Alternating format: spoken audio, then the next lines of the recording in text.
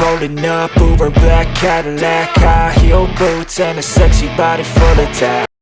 Hello everybody and welcome to the HCW show. We are going to be doing RateWrestle's Annual Awards. This is the fourth time they've been done. So we are looking forward to getting this done. And this week we are going to be doing the top companies. So these are matches that Rate's seen from each company and they've hit a certain criteria. But we'll let Rate explain the full rundown of that before we get started. But I am your host, Frozzy. Obviously, Rate's here because they are his awards. How are you doing, mate? Yeah, that'd be really awkward, wouldn't it? If I just let you do my awards and just didn't turn up. Yeah, I'm doing well. I've got a long weekend off, so it's going to be a wonderful time. And Nice. We're starting the awards strong. Yeah, we are. Well, we say strong. DP's here.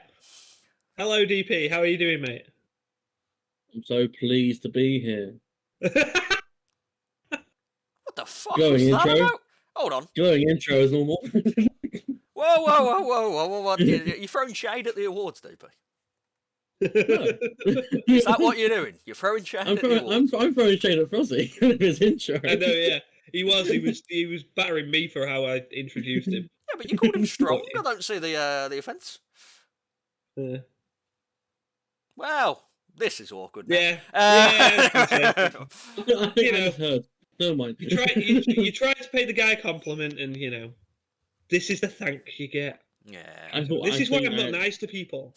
I misheard, clearly. I apologise. What do you think he called you? I thought he said not as strong. Oh, yeah, you're not as strong as me, like character-wise, yeah? No. You are the way. Anyway, let's begin. Robinson, calm down. So, RateWrestle Awards, it will be a weekly thing until it's over, so it's the top company this week, event next week, match of the year, etc., until we get male rest of the year at the end. To qualify for the top company, I would have had to see at least 20 matches. This is just pay-per-view matches, though, so like Raw, Weekly, SmackDown, Dynamite doesn't go towards this, because obviously it wouldn't be fair, because Raw and SmackDown and Dynamite are not going to have like pay-per-view quality matches every week. So 20 matches to qualify, only 14 companies qualify, but that's pretty high judging by how much wrestling I have to watch. Previous year's winners, so AEW won it the first year, Stardom won it the second year, and then AEW retained. Will AEW retain this year? What are the bets? No. No, I don't think they will either. Wonderful. We'll get there when we get there. Okay, Just going back, like Raw and SmackDown barely have pay-per-view quality matches every month, let alone every week. So yeah, so it would be a difficult thing. Yeah, but we'll see. So yeah, we kick off with Noah. Noah had a really good year the previous year, but I didn't really get to catch that much wrestling from it this year, and it seems like it fell off a bit. Like the match of the year for Ma.Ce was Kaito Kiyomiya versus Keno. But yeah, it seems to be building up now. But yeah, last year I only caught like 20 matches and it was pretty meh, I'll be honest.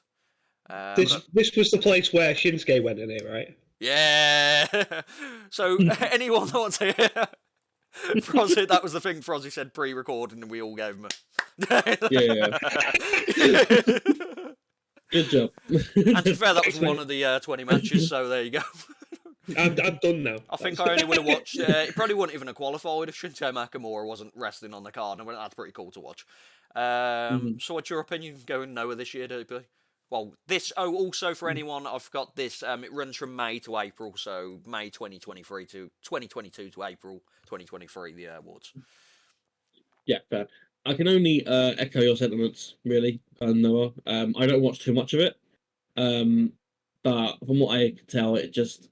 As you say, it was good last year, went on a bit of a downfall spiral, and then only recently they've come back up since, I think, maybe January time. Yeah. It's hard to watch as well. It's hard to find places to watch unless you... I watch it legally.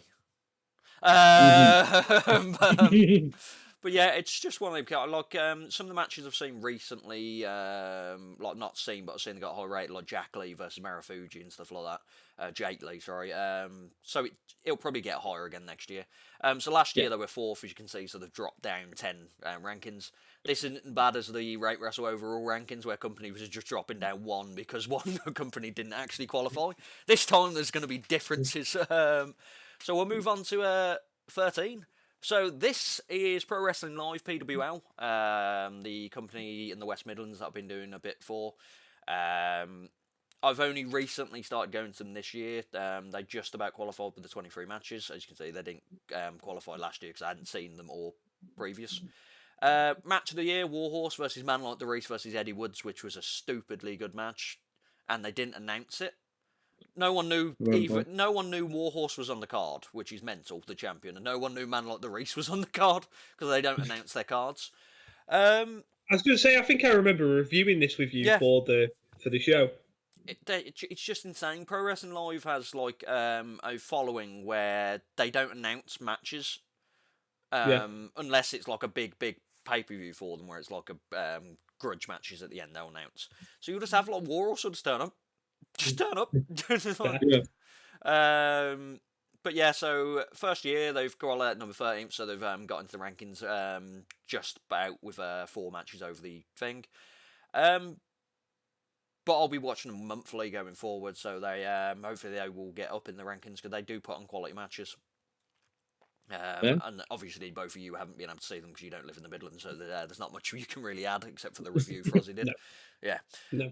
So we'll move up to 12. Here's a fun one.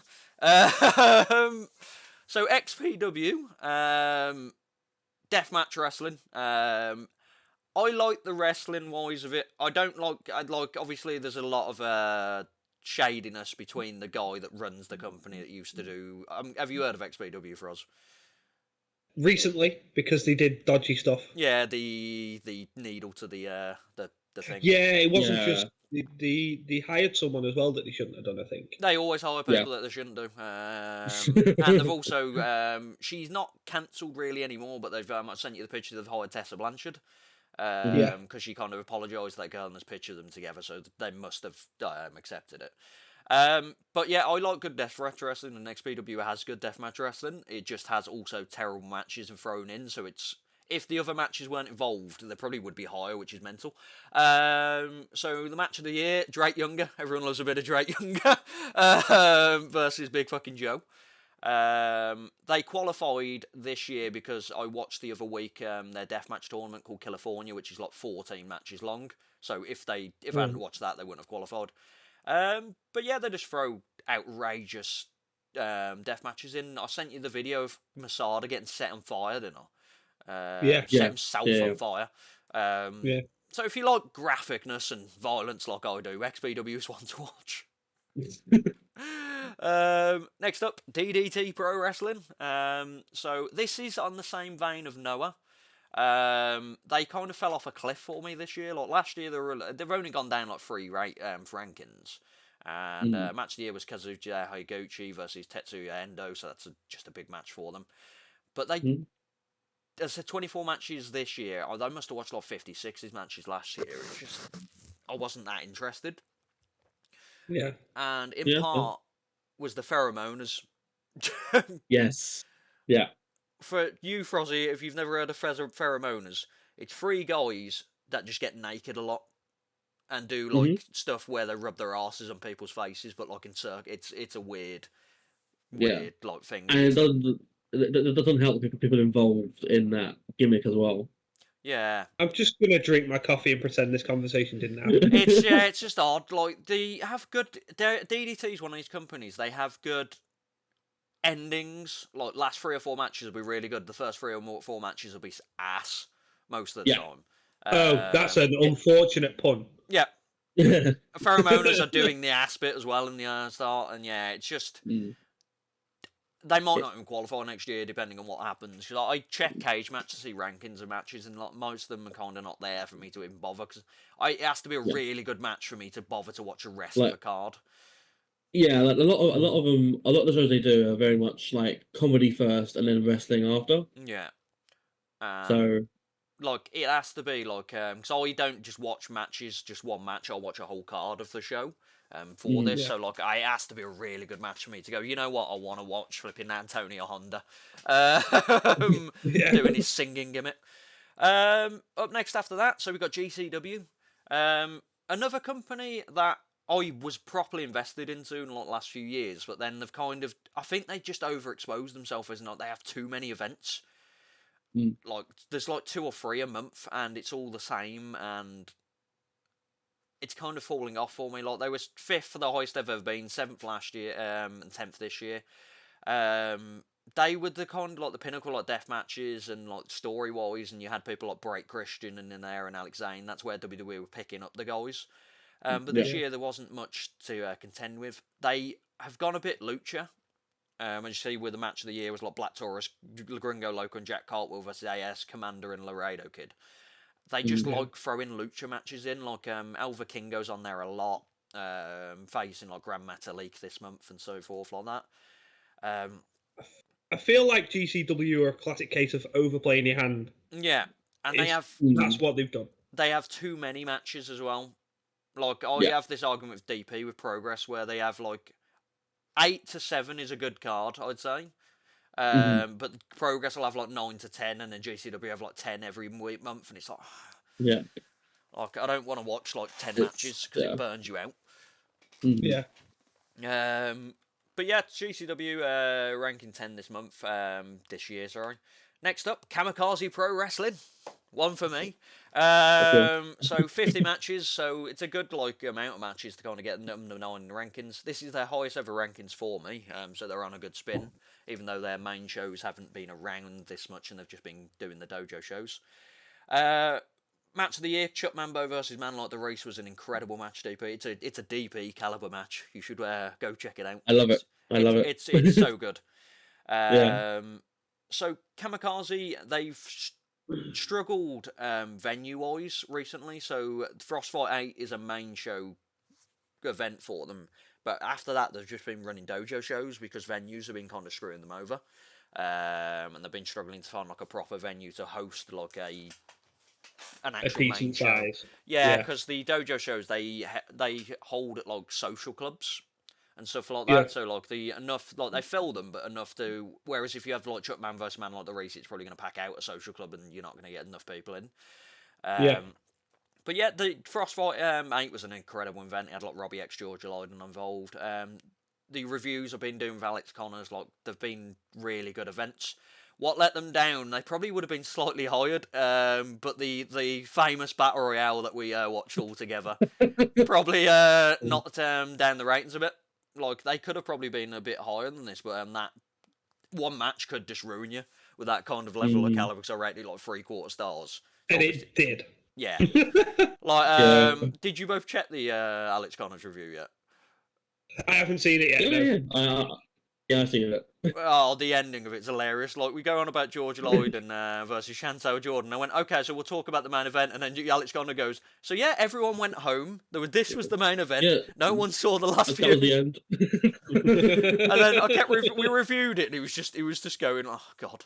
And he was at the end. He was like, I don't know what's happening. And then so he went, yeah, but we'll be back to our normal stuff. And then I went, yeah, so he went, like, obviously we've got George versus Hassan will be at the next show. And I went, so there might be a mystery battle royale. And he went, yeah, so bye everyone, and just took his headphones off and walked off.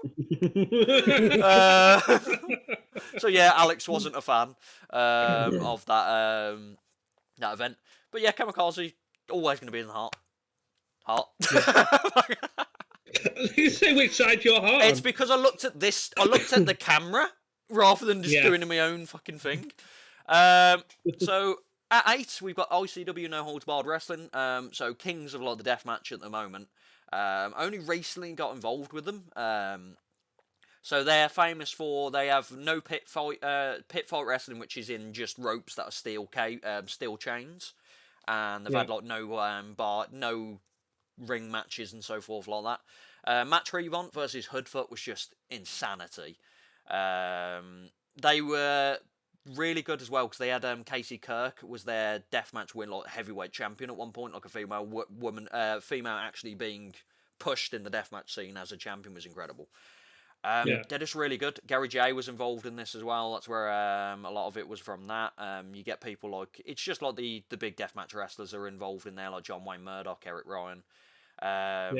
First, like I said, they didn't qualify the last couple of years because I only watched like an event, but this I got proper involved in. Now I've got IWTV, I'll be watching a lot of their events, so they could get higher or they could get lower from the excess of watching it.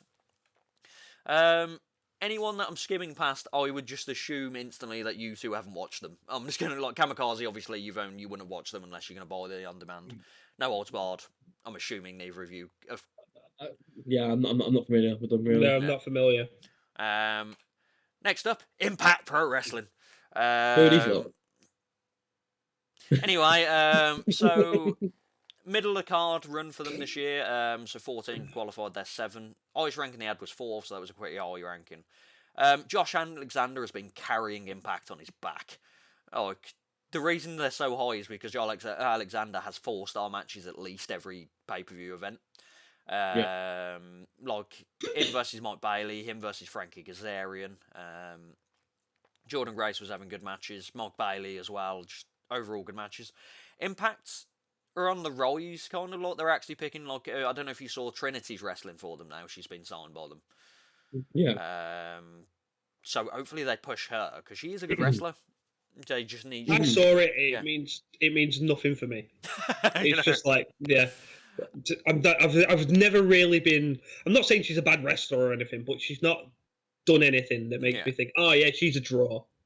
Yeah, I can see where you're coming from. They have they're linked to AEW a bit as well. They have the New Japan link as well, so they do pick up good talent. So this year they're middle of the pack. I can see them improving next year on the trajectory they're growing. So hopefully we'll see what they're going on with that. Next up, number 6, New Japan Pro Wrestling. So this is probably their lowest ranking. Highest ranking 3rd, last year 5th. They've had banging matches, but they've had real middle of the road, awful tag team matches, and then some of the main events have just been meh as well. That's the exact same issue I have for New Japan. It's so many good shows. I've got a good main event. Have so much filler towards the start. Yeah. And if you look, the match of the year was technically a Rev Pro match. FTR versus Aussie Open was a dual show with Rev Pro and New Japan. Yeah, as I said, New Japan, they struggle because they like to have everyone on the show and every time. So you'll have like 8-man tags all the time. You'll have had the Outs as Torture, which are awful. Yeah. Awful group. Just because they try and do shenanigans all the time, but every match is a bit poor. Suzuki hasn't really appeared. Karen. I always find with predicting them, like when they come up on a form, New Japan shows, I'm just like, why is there so much tag? Like, just give me no tag wrestling for a bit. Like, put 2 matches on there that are tags, fine. Yeah. But don't batter me with tag wrestling. Then you get like 2 single matches at the end, and that's it. Yeah. That's what it is. Yeah. You know, I think they do it because they do so many tours and stuff, and they need to book people to fill out their venues. So they put them in tags because it's not as taxing on the bodies. Yeah, it's just, and obviously they have a lot of older wrestlers as well. So you have the tag matches, you'll have your people like your Homnas and Maccabees that are like 50 odd. Which, you know, if you can't wrestle full singles matches, don't be on the card. That's what my head. Yeah. So shout out to that match of the year. I was there live. Thoroughly loved it. Fucking DP trying to get himself over on my awards. But yeah, no, very, very good match. Aussie Open FTR are always going to be a good match. But yeah, I said, like, main event wise, they can have bangers of main events. Like the 3 or 4 5-star matches they've had this year. It's just, it's hard to kind of level it out with the tag team matches they have at the start. So we're going to move on to number 5, WWE. World Wrestling Entertainment, boys. So the E. So last year they were 9th, so they have improved. This was obviously due to the Triple H era. Last year was. I was going to say there's a common denominator here. Full swing Vince McMahon the year prior. Like Vince McMahon was running roughshod.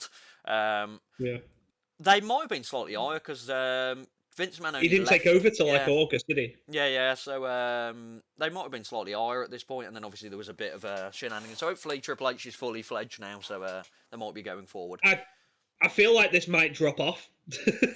I think it might as well. I think they might be lower next year. Saying that, it is pay-per-view, isn't it? It's not weekly. Yeah, no, it's not weekly, because otherwise matches will be at 400 or something like that, and they'll be 12 because squash matches. Same with AEW, they'll be 12. They'll probably be all because they do put on good matches, AEW. But yeah, match of the year: Seth Rollins versus Cody Rhodes. I put it on par with the Gunther Sheamus match at Clash. The element of Cody Rhodes' injury kind of invested me into this match because it was just silly at the same time. That I always find that's like a polarizing opinion because some people just think that Cody should never have been allowed to wrestle.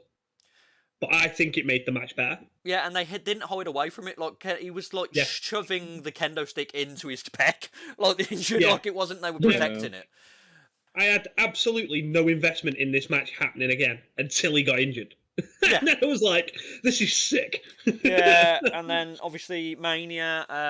Was Mania in May or was it in April? Mania was in April, so this was involved as still Mania. Yeah. You had the Roman Reigns run still, like having like 4-star quality matches every time he's wrestling. Like pay-per-view was really good, WWE. Not on the level of like I was ranking a second, but I don't even remember like what was going on in them. I think that was the first year I did them, so it kind of wasn't watching as much wrestling, so there wasn't limited. But yeah, so we're predicting they might fall off next year. I think so. Yeah, it depends on how this merger goes. I would say maybe 8th next year. Well, we'll look back on this when I put them at number 1 just for the point of it. When Chad Gables won the title, and I'm not. Yes. Number 4, Stardom Pro Wrestling. So they were first last year. I don't know if it's just a trend with me. Like Japanese wrestling this year just kind of fell off. Like to go from 1st to 4th isn't like a massive drop, but it kind of fell off slightly. It might have been also like Julia. Julia was injured for a lot of this as well. So the investment of the story of her and Shuri wasn't there because she was injured. They were going in a vein with New Japan as well. They were having a lot of tag team matches at the start. Like they used to have like a couple, and then there'd be just like the main event kind of caliber matches. Yeah, I think that's a theme with the Japan promotions though. A lot of them have this like this show that's centered around 1 or 2 big matches, and then they start things off with like these 8-person, 10-person. There's a faction. Here's another faction. Like they'll fight and then have a nothing 2-star match, or whatever. Yeah. Yeah, he said like the main event pushes them so highly. Like, main events are always like 4.5, 5-star matches because they're just all out insanity. But yeah, this is their lowest ranking. You see, like first last year, highest ranking was first. Last year was second because AEW stole the top again. I can see it getting better again. Like the last event was incredible. Like they had 3 or 4 like over the star, like 4-star matches. So I can see it just getting better again. The might rise to first again, but we'll see what happens. Yeah. So number 3, AEW Wrestling. There they are. Pay-per-view wise, like you said, last year they were first, highest ranking they've been first, obviously. Match of the year was MJF versus Deron Danielson. Incredible match. Just quality wise, they had a bit of a slip. I don't know if because the last few years it was kind of like this year it was kind of draining between getting to the matches at the pay-per-view because the booking started to go a bit weird in between, like, because there's like a 3-month gap to the pay-per-view, and it just felt a lot of matches were like stretched to their limit. Also, I feel like the argument that we were saying earlier about Progress having like more matches on the card applies to AW. They have like 13 matches, including pre-show. But like so pre-show I was about to make. I don't put pre-shows in the actual system, which I wouldn't have thought. It's only stuff that Oh, okay, fine. So just to throw it out there though, if you look like either way, it's still like 10 matches on a card for AEW. So if you look, WWE runs at least 12 to 13 shows a year. They've got 82.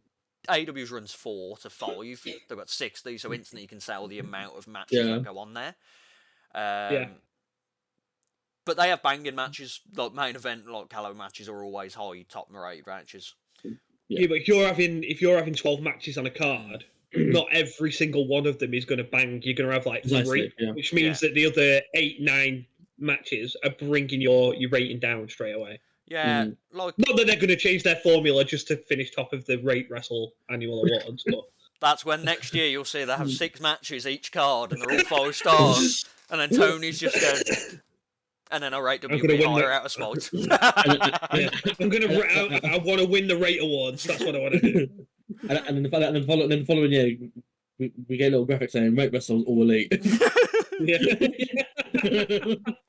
Right, Wrestle He's on versus the Wardlow. payroll. Rate's on the payroll. He's taking over from Uncle Dave. Just me and Ma.Ce side by side. The Melt Brothers. Right, Melt. Melt. He's a Melt rate rate. Melt wrestle. Yeah, like to be like we said, it dropped off slightly, but to be fair, it still is incredible. Like it's not like quite much like, and every year I think they've been above WWE pay-per-view wise. Well, yeah. I mean, considering how much them other matches will let them down to still be third, is good. Yeah. I'm curious to know what the top two are now. Same. I'll be honest, one will surprise you, as it might be a technicality at the same time, but we'll get there. So, number 2, Revolution Pro Wrestling. They are probably the best company in Europe. Well, I might as well say in Europe. Which is Europe, yeah. Like UK wise, they just put on every event is like main event is top quality matches. Will Ospreay versus Ricky Knight Jr. was just stupid. Just stupidly good. This also involves the FTR Aussie Open is in that rankings as well. 30 matches, like nearly 3.5 stars average is just banging. They were in Birmingham as well, so I got to see them live myself. They didn't qualify last year, but that was like, it was a mixture of COVID just ending, like, because it was like 2021. Yeah, so it's a mixture of that. Highest ranking is this. And I can see them just only getting better because they are bucking high-level quality matches. I don't know if Khan's still the champion. That probably needs to change. It should change in May. Yeah, July. Sorry. But overall, yeah, just high quality. Obviously, you see a lot of them, DP, so you probably can speak a bit more than I can. Yeah, no, I fully agree with this. I'd probably put them first if it was my ranking, but it's not mine, obviously, so we'll see who we put first. But Rev Pro are, as you say, the best company in Europe, in my opinion, as well. Like, they have solid match cards. They don't overexpose anyone, either. Like, so they have, like, on their main shows, I mean, like, the York Hall ones, like, they have, like, 7 or 8 matches, like, maximum, which is, like, perfect. And nothing is overstretched, other than great car matches, but nothing is, what's the word? Like overexposed, like, nothing goes on too long. And even matches like your match of the year, Ospreay and Ricky Knight Jr., it's a match that went long for a reason. So there's a lot of story, a lot of investment in it from the fans as well. So it's just phenomenal all around, really. Was this the same show that Conor Mills should have died on? No. No, right, okay. I just want to. Out of context, I have to breathe it. Out of context, Conor Mills took a tombstone off the second rope, and Frozzy won't let it go that he's not dead. Not that he just wants Conor Mills to die, by the way, just so you know. Yeah. No, I don't want the guy to die, but I don't want him kicking out from it. That's what I don't want. I thought you were going to go with the Stewie line then. I don't want him to die, I just don't want him to live anymore. No, it's just it might like... have been the show. I feel like it was, because I feel like Ospreay was on the show. Because this was 2-night show, the 10th anniversary. Google it up, TV. Google it up. You know, first night was Mills and Oku against Aussie Open, I believe. It might have been then. I can't remember a lot of the card. I'm sure it was, like, but like I said, no slight on Conor Mills, but don't be kicking out of stuff that shouldn't be kicked out of. So while DP searching that up, who do we think's number 1?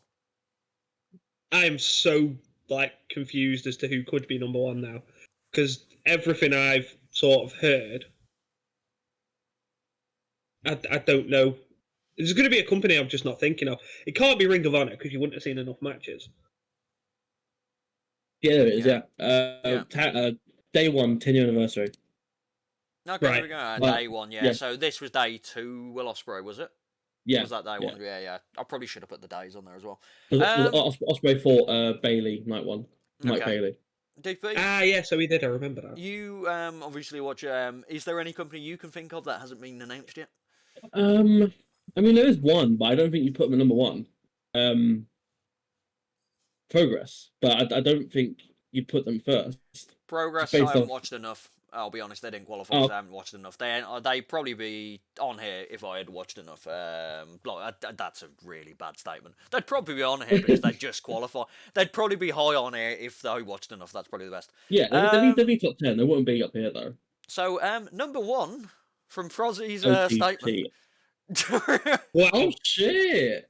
So I Ring of Honor, genuinely didn't think you'd have seen enough matches for this. 23 matches. They had 3 pay-per-views, didn't they? And they're like an average of 7 matches going to be in the rankings. So Ring of Honor, as I said, it's a technicality because it's weird to put them on there, but at the same time, they are still technically a separate company according to what they are. Well, they were at this point anyway.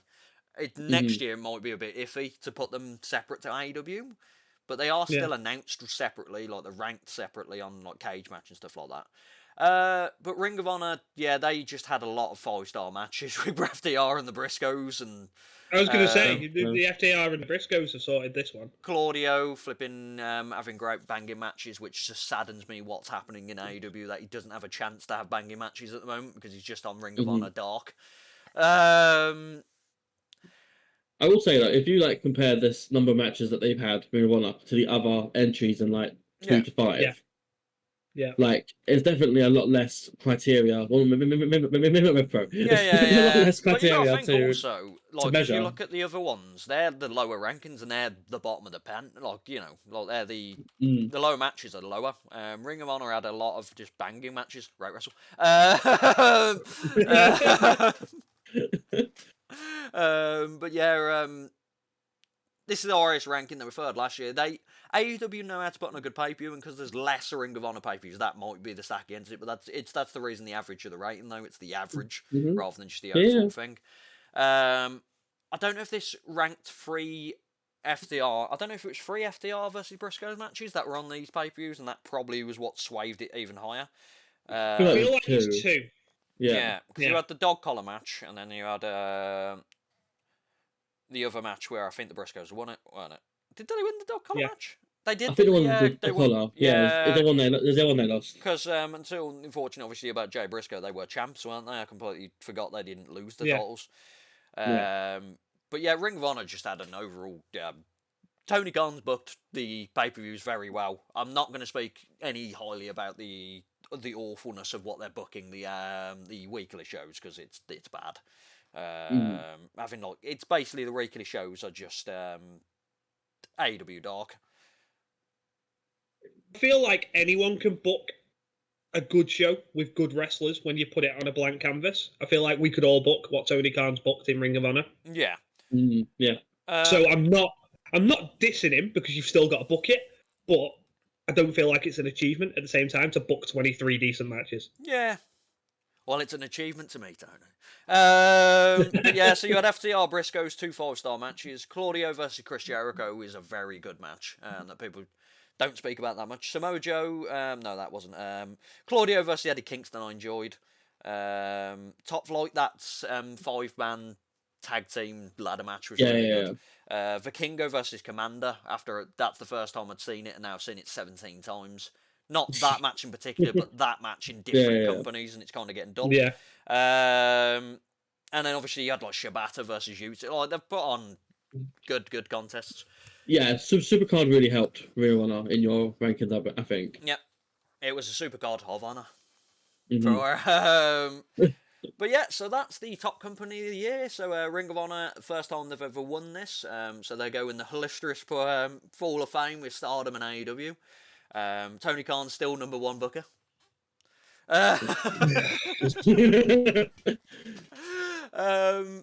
So what's your opinions on the list in general? I'm surprised that Ring of Honor's there, but I sort of get it when you see how many matches there haven't been compared to anyone else. And like we said, anyone can book a good roster to have good matches. Doesn't mean that the stories built around them are good. Because I think a lot of Ring of Honor cards have just been thrown at the wall. Yeah. It's just like, you're good, match. Yeah, it's normally the top 3 matches are story-based, and then the rest are just matches, Yeah, I've not seen enough of Ring of Honor to judge the story, I suppose. I just feel like there isn't much story attached to them.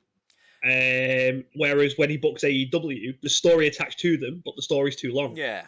So it's hard. And I understand he's got a difficult job when he's only running pay-per-views every 3 months. But you're running pay-per-views every 3 months because of something you've done. So, I mean... You've caused this. Yeah, you've done this yourself. So you did this. It is... Yeah. That's just my opinion. But every company's got the good points, every company's got the bad points. So... DB? Yeah. Yeah, not for us. I'm surprised that RH is up here at the first place. I mean, but it makes sense. Sort of, given the arguments you made and how the matches have been, little shows that they've been that counted towards your ranking. But I mean, I'm a little biased because I would put Rev Pro first, being big Brit West guy and all that. But much in between, if I remember. Yeah, there's literally 0.2%. Like, Yeah. look, 3.46, 3.48. So there wasn't like a massive gulf. But it's only because I've seen more Rev Pro than I ever want. That's all. Just going to throw it out there that Rev Pro aren't the best company in Europe because we're not in Europe. Just saying. Brexit means Brexit, boys. And on that note... Oh, yeah. Here we go. I was waiting for DP to rip his Brexit shirt off. By the way, we all didn't vote Brexit. I don't know if any of us vote Brexit. Just so we know, just so this doesn't turn into that kind of company. It was just in case. Full disclosure, I did not vote for Brexit. This might be the first video someone watches and they just think we're a full-on Brexit at the end. Yeah, no, I'm not Brexit. No, I'm not either. Did you just say you were? Right? Yeah, Brexit means Brexit. And that's the end of the pod. Build a wall. Wrestle is all elite. But yeah, so this will be when this is actually out, will be Wednesday the 10th. So I'm going to try and release one every week on a Wednesday until they're gone. So I think there's going to be 5 of them in the end. So top company event match, actually 6 tag female male. Yeah, so 6 weeks of this beautiful rankings. It's not going to be attached onto a news video like it was last time, and it kind of just got lost. But yeah, and so Ring of Honor, top company. Rev Pro, top company in Europe. Yeah. As usual, like and subscribe to the channel. Tell us what you thought in the last year of who you would rate the top company. Our Facebook, Twitter, and Instagram. I don't know if they are on the... It's going to be Instagram, Twitch, and Twitter in the top left. Facebook, the description will be in the actual... in the description. And that's pretty much it from me, unless anyone wants to throw anything else there. Yeah, if anyone's got different opinions on any of these rankings, like Ray said, just do like and comment, but just know that you will be wrong. Yes. Yes, we are diplomatic. Yeah. Anyway, so yeah, Brexit means Brexit. Goodbye. See you on the next one. Peace.